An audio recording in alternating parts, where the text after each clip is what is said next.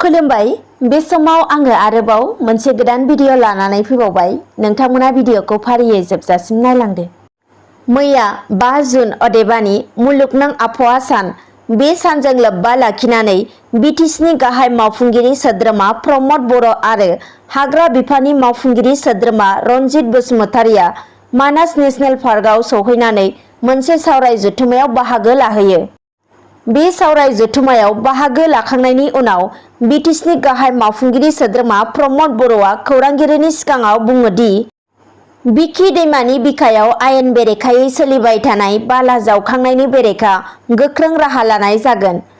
लोगोसे बिथाङा बुंबावो दि मानासल' नङा बिटिआरनि पर्बत जरानिफ्राय भैरब कुन्दसिम जेसेबां आयेन बेरेखा दखल खालामनाय दङ बेफोर गासैखौबो सारभे खालामबाय थादों आरो बे बेलायाव बिटिसि सोरखारनिफ्राय फारसेनिफ्राय थि राहा लानाय जागोन होननानैबो फोरमायो। गुबुन फारसेथिं बिथाङा बिटिआर ओनसोलाव उदखारि जेंनाखौ फोजोबस्रांनायनि सार्थआव गोदानै जोनोम मोननाय NLAB-नि उदखारि हान्जाखौ सावरायलायनो थाखाय फैनो खावलायो। लोगोसेनो बिथाङा बुंबावो दि बिटिआर ओनसोलाव असमिया आरो बर' बिजोङाव टेट आनजाद खुंफुंनाय जागोन आरो लांदां जानानै थानाय पस्टफोरखौ नायनानै गोदान बिजाथि थिसननाय जागोन होननानैबो फोरमायो। गुबुन फारसेथिं आरोबाव बे हाबाफारियावनो बाहागो लानानै बिटिसिनि EM रनजित बसुमतारि बिथाङाबो NLAB-नि सायाव फोथायनानै बिथाङा बुङो दि NLAB-नि सोद्रोमाफोरा साननैसोनि उनाव गोजोन आरो जौगानायनि सार्थआव सोरखारजों सावरायनो दावगाबोगोन होनना।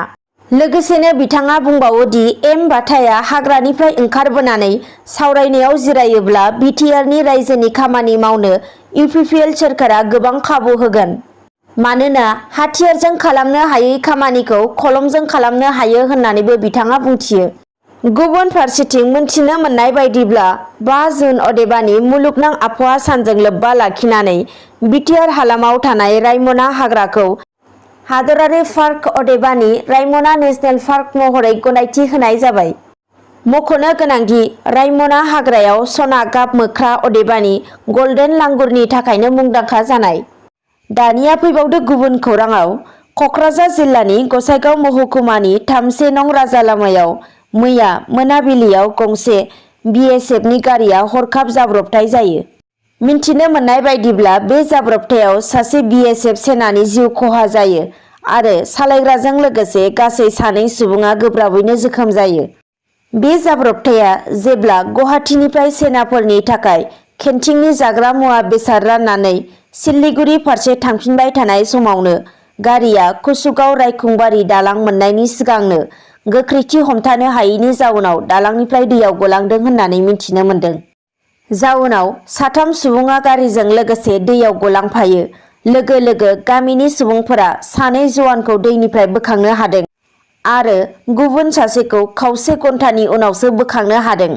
बोखांनो हाखांनायनि उनाव लोगो लोगोनो कुसुगाव गुदि देहा फाहामसालियाव लानानै थाङो। थेवब्लाबो बिथां जवाना देहा फाहामसालियावनो जोबथा हां बोयो। दिनैनि भिडिअआ बेखिनियानोसै। गोजोन्थों।